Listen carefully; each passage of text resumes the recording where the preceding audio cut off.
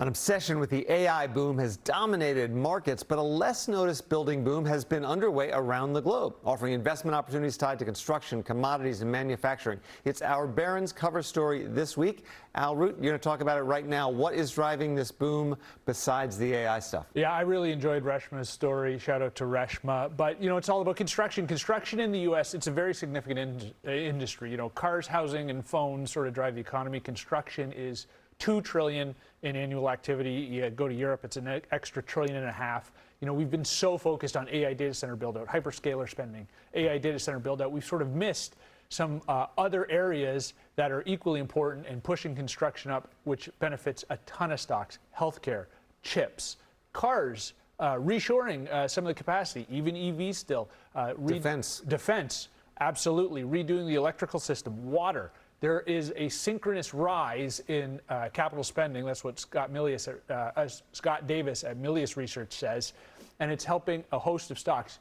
Construction spending over the last 5 years in the U.S. has grown about 6%. That's up 100% from basically the typical 3% growth rate of this century.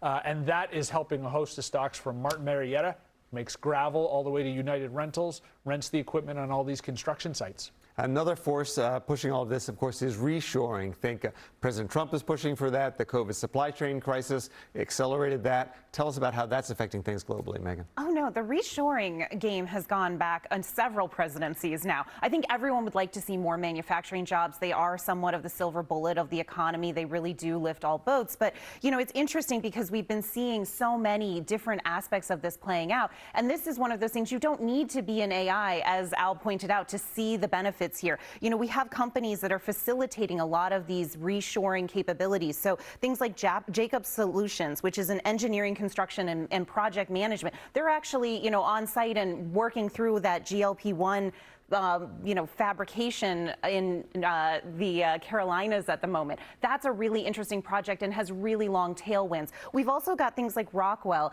They're a great company in the sense that they're doing things about the retooling. They're actually on the early side of this because they actually are getting, in a lot earlier than folks that have to build a brand new facility. If you can retool what you already have, that's a big win. Sure. We're using a lot of electricity to make all of this happen, of course. And I didn't have time to talk about it with Torsten. He's got a great chart showing that this year, for the first time, renewables are going to pass coal generating electricity. But just because you're not using coal, you're using a lot of commodities to create that. Yeah, Jack. So one of those areas is renewables. We've expressed that view actually at the Barron's Investor Circle via the Invesco Solar ETF. It did very well right when we first picked it. It's now off about 4% since we picked it in mid-April. But the thesis there is essentially all you keep hearing about is constraints on supply, right? Some constraints on energy overall. Well, then maybe even renewable energy, which had gone out of style a little bit, is coming back into style because there's such a surge in energy demand. Specifically with commodities too, copper is a big part of this story.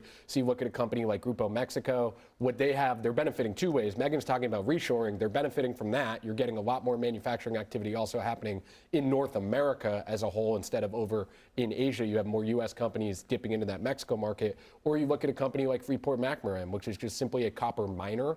Those precious metals have been roaring over the last year. You've been seeing that copper is a key part of the build out, more so than, say, a gold. You're not buying gold because of the build out, but you would buy something like a copper equity to access that build out. More electricity means more copper to carry it. And of course, the Strait of Hormuz closing has actually boosted renewables, but we got to reopen that strait, Al, and that is going to require a lot of missiles. Yeah, and this is another example of like the defense build out. So does it matter to this whole story? There's about 1 million defense jobs, aerospace defense jobs in the U.S. of 12 or 13 million total manufacturing jobs. So building more defense products is sort of significant for the entire country.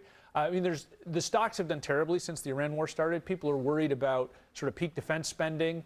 They're also worried about what might happen to the defense budget if Democrats retake the House in the midterm elections. Still, there's lots of opportunities. Yeah, Northrop, Raytheon, L3 Harris Technologies. They're into this missile game and benefit from that. And then there's other ways to play it. Kratos or General Dynamics. Kratos makes drone technology.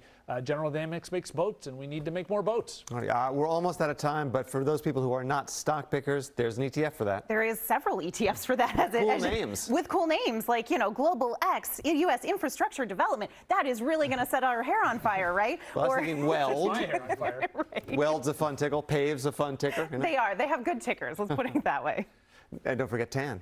TAN, yeah. Alrighty, Megan and Josh have a pair of investment ideas, not so cool names. Al takes a look at SpaceX, though, and the big question is now the time to buy, hold, or sell? Stay right there.